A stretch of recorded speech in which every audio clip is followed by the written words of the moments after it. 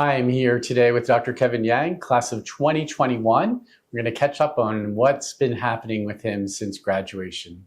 Kevin, thank you so much for being here today. Thank you so much for having me today. So you graduated in 2021, is that correct? Yes. 5 years ago already. Does it feel like 5 years to you? It went by pretty fast, but yeah, it's been a little time. From graduation on, what did you do? Where have you been working? Tell us about your life. I did a year of internship in Ohio. Oh, wow. I did it in a specialty hospital in exotic animals.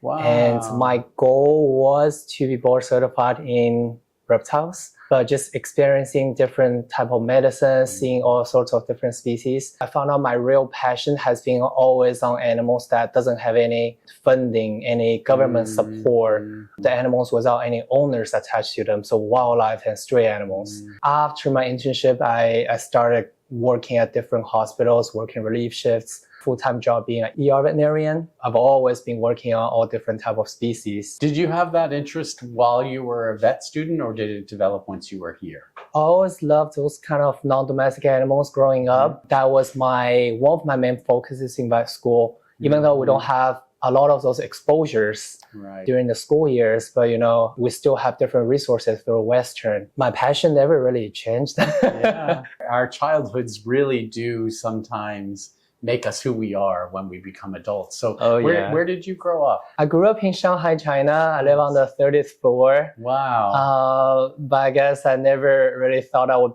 belong to a concrete jungle. Yeah. I love hiking. I love taking photos of wildlife in the forest. I always loved Jane Goodall, Steve Irwin. Those are my dreams growing up. Those are the people I look up to. Yeah. I wish I could be them growing up. What kind of wildlife species did you see as a kid in China? What would you typically see? Where you said you did a lot of hiking and whatnot. So what kinds of things were you running into? From anywhere from wildlife, birds, turtles, snakes. I'm a little bit different than a lot of other kids. I like venomous animals. Me too. Snakes, that's cool. Animals that can really hurt us. Yeah. Wolves. I love that. That's really fantastic. And our society put on stereotypical ideas of some of those species, crows, black kitties, things like that, pit bulls. Right. So I always wanted to do something about them, but I never knew what to do. I think human inclination is to be afraid of snakes, and then a venomous snake on top of that, and people are usually just deathly afraid of them. Oh yeah. What kinds of snakes did you have in China? Different viper species, pit vipers. There are cobras. There's a silver and gold snakes with bands. Those are very venomous. I think they're in similar class of cobras.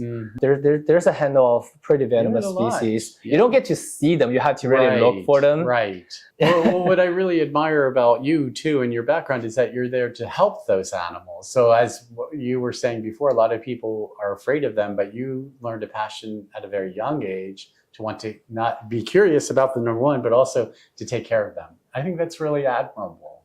Thank you for saying that. Yeah, I'm interested to hear what an exotic animal internship was like. We typically didn't see a lot of cats and dogs.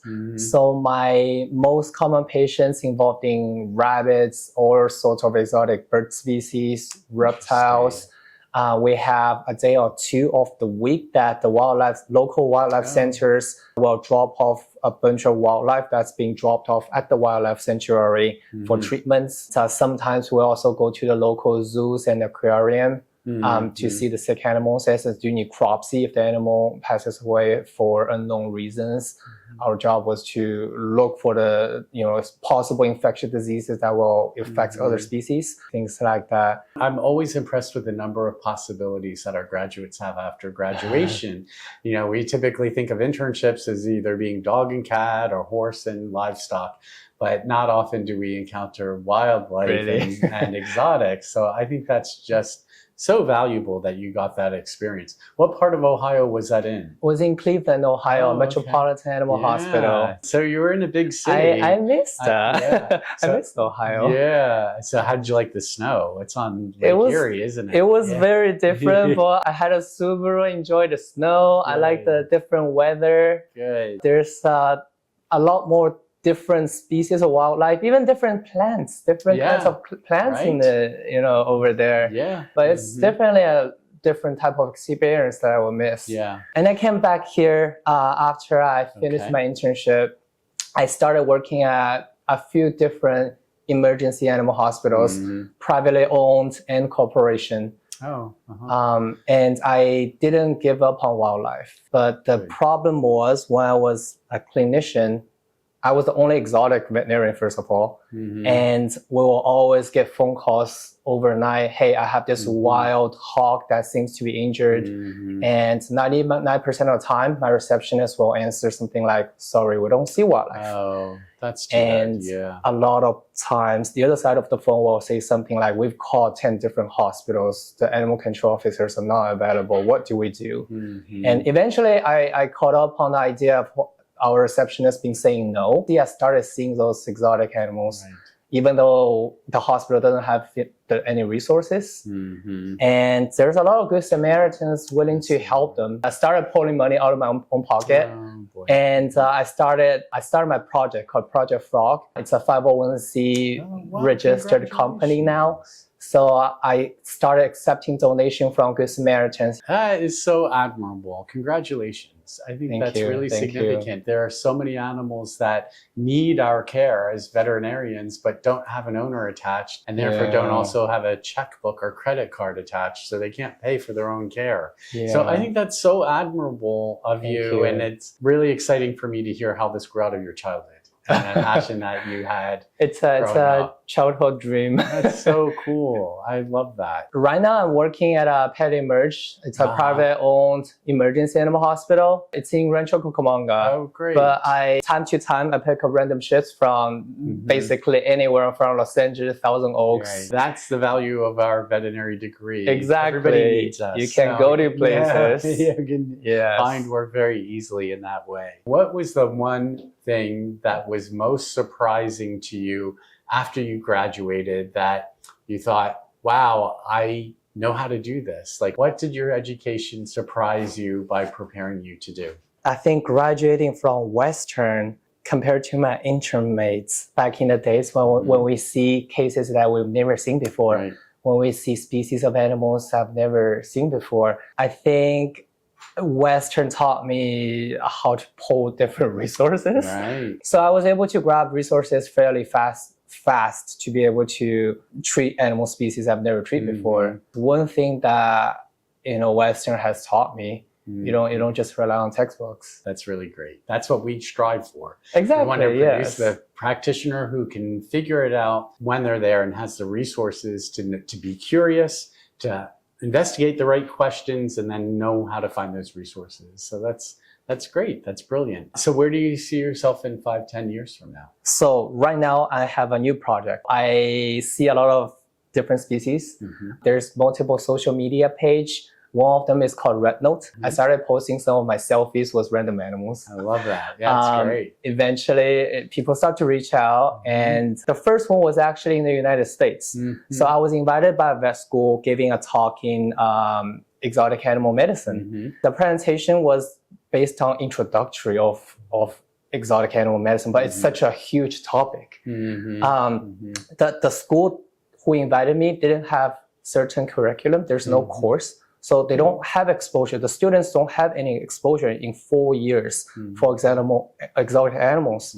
So in my mind, it was a big challenge, but I also feel honored that someone's inviting me. I squeezed in like 150, 200 slides in 15 minutes of lunch talk. Wow, that's a lot. I think it went okay. I'm sure it went great. And because English is my second language, and I haven't been to China where I was born for a long time.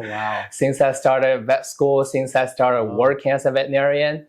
So I thought about, hey, why don't I translate my presentation to a different language into Mandarin and go to the other side of the ocean. That's so great. So I ended up pausing my work here, pausing my full-time job. I went to 16 different vet schools in China. No way.